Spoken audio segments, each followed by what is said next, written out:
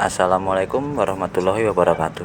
Berjumpa lagi dengan kami, channel Cah Ngledok, yang mengulas tentang sejarah, wisata, dan budaya jalan-jalan wisata semua. Dan hari ini kita mau menelusuri ke Monumen Pancasila Sakti yang berada di Jakarta Timur, atau yang lebih dikenal Lubang Buaya.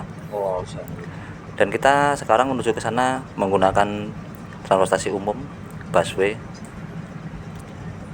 karena lebih mudah kayaknya menuju ke sananya.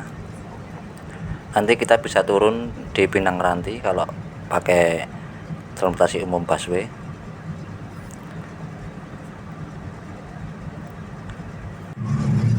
Nah, ini perjalanan kita menggunakan busway. Nah, setelah turun Pinang Ranti, kita langsung lanjut naik angkutan umum yang warna kuning, oranye maaf, itu bisa dari depan Pinang Ranti. Kita langsung menuju ke depan Monumen Pancasila Sakti atau Lubang Buaya, langsung turun di depannya. Kita menggunakan angkot ini. Nah, sekarang kita udah berada di depan Museum Monumen Pancasila Sakti atau Lubang Buaya. Nah, ini dari depan kondisi dan keadaannya, situasi seperti ini. Kita habis ini langsung masuk. Dan jangan lupa dukung channel ini, like, komen, dan subscribe ya sebelum ke videonya. Dan ini kita sudah melewati gapura selamat datang di Monumen Pancasila Sakti. Dan ternyata di dalamnya itu juga masih ada gapura lagi untuk membeli tiket. Pemandangan yang masih di luar ini sangat indah. Pepohonan juga banyak, udaranya sejuk. Tiketnya itu per orang 5.000. Oke, ditunggu ya, nanti kita akan dokumentasikan semuanya di Monumen Pancasila Sakti. Kita sudah mau memasuki dalam museum. Ini udah ada tulisannya, selamat datang di Monumen Pancasila Sakti. Dan untuk tiket masuknya tadi itu satu orangnya 5.000, kayak buat parkir aja. Tapi sama saja sih, kita sebenarnya nggak bawa motor, tapi cuman 2 orang 10.000. Nah, di depan situ kita baru memasuki kawasan museumnya.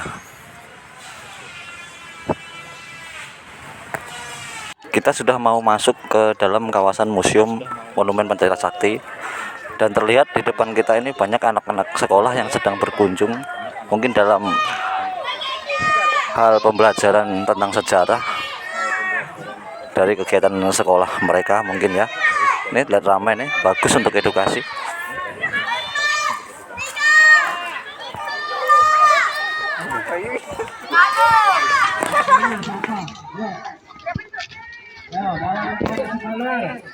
Kita akan garis satu, dua, tiga. Itu belum bisa ditinggal tuh. Sekarang kita mau masuk ke Monumen Pancasila Sakti, tepatnya kayak di Monumen Pancasilanya yang ada patung-patung itu, dan Lubang Buaya atau Sumur Maut. Kita langsung telusuri jalan aja. Kita lihat sini masuk.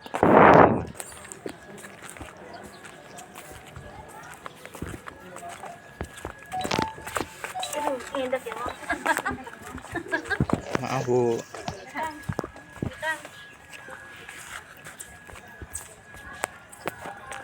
Dan setelah kita masuk, kawasannya luas, sejuk, banyak pohon. Tapi ini masih sepi ya, soalnya ini masih pagi. Kalau siang biasanya udah mulai rame. Ini sekitar pukul 9-an. Jadi kita datang lebih awal emang sengaja biar nggak terlalu rame, biar dapat momen yang pas.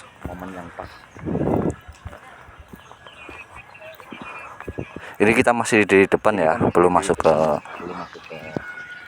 monumen Pancasila Saktinya dan lubang buaya.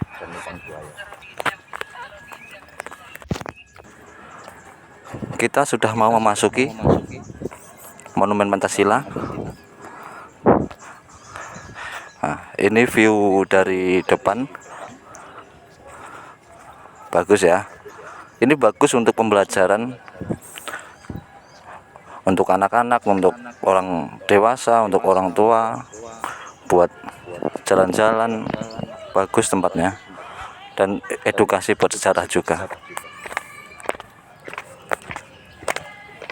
Nah, di depan kita itu adalah sumur maut, ada lubang buayanya. Kita langsung coba lihat lebih dekat.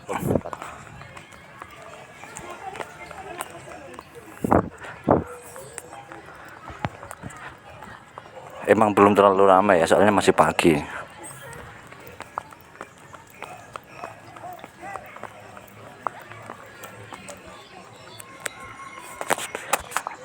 Kita lihat dari dekat lubang buayanya.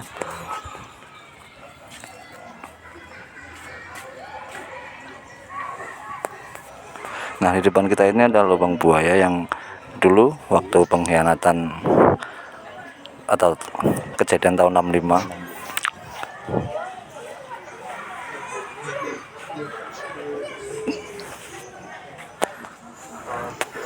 Tempatnya ini sangat dijaga ya. Ada pembatas garisnya juga. Oke, kita langsung aja tempat lubang buayanya. Mungkin sudah cukup. Ini sekilas ya gambaran lubang buayanya. Kita langsung ke monumen Pancasilanya.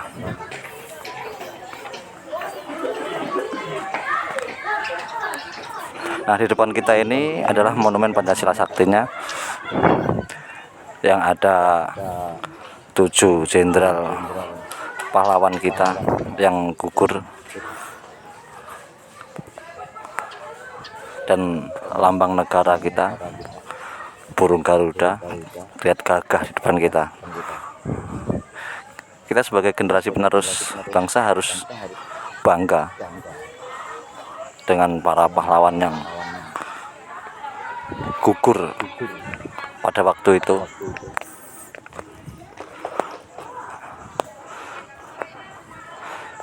Dan kita juga harus bangga memiliki mereka.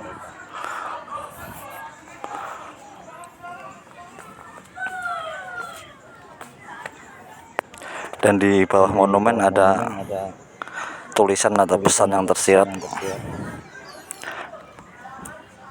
waspada dan mawas diri agar peristiwa semacam ini tidak terulang lagi. Dan di bawahnya juga itu ada kayak relief atau gambaran atau cerita berbentuk ukiran yang dibuat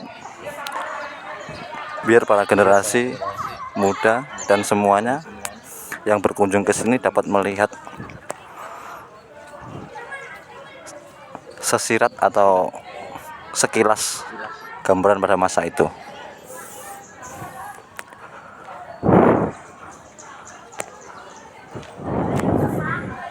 Mungkin cukup ya di monumen Pancasilanya.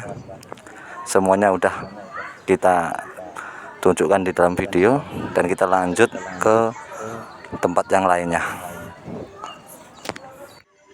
Nah, kalau yang di depan kita ini adalah gubuk atau rumah penyiksaan bagi para jenderal dan yang lain yang diinterogasi dan tanya-tanya dan di penyiksaannya. Ini adalah ilustrasi atau replikanya diorama berbentuk patung.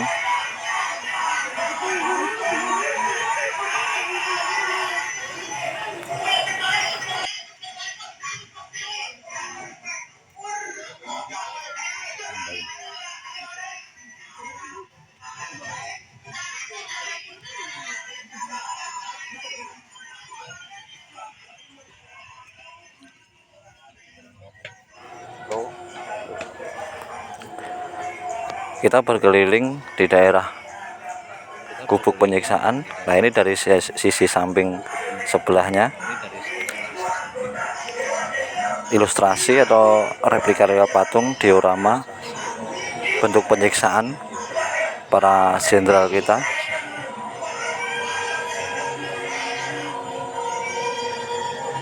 Seperti ini kondisi pada masa itu, sangat menyedihkan. Kita lanjut.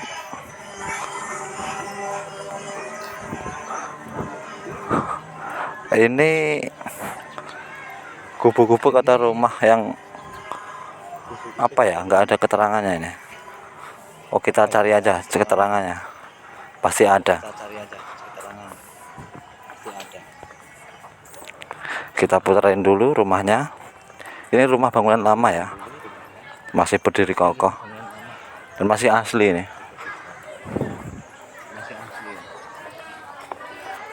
Oh, ada ini, ada keterangannya.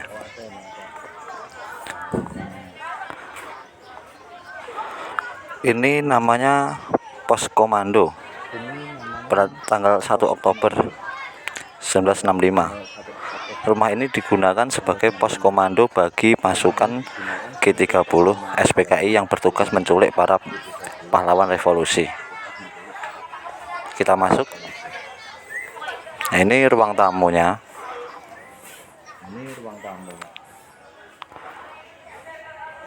Di sebelah ruang tamu ada bilik atau kamar, ada meja atau dipan ini namanya nih, buat tidur nih pastinya, buat istirahat. Kita ke ruangan selanjutnya.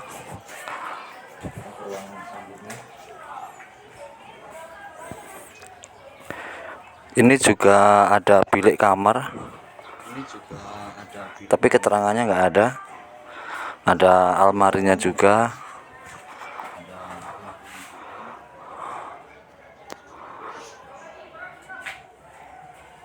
Kita keluar lagi. Ini kayaknya ruang keluarga ini, sama tempat makan juga. Ada alat mesin jahit. Ada apa ini namanya? Kalau di kampung dipet namanya. Ini almari.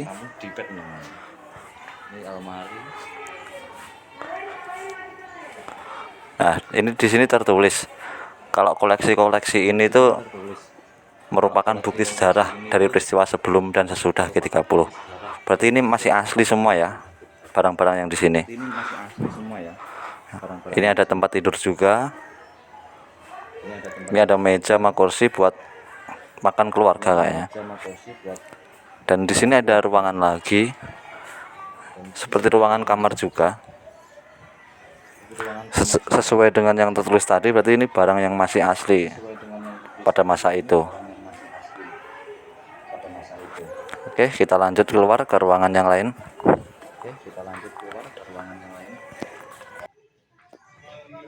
Kita ke gubuk atau rumah selanjutnya. Nih, pemandangannya bagus ya. Tuh, lihat. Tempatnya adem, rimbun, banyak pepohonan. Tempatnya teratur rapi.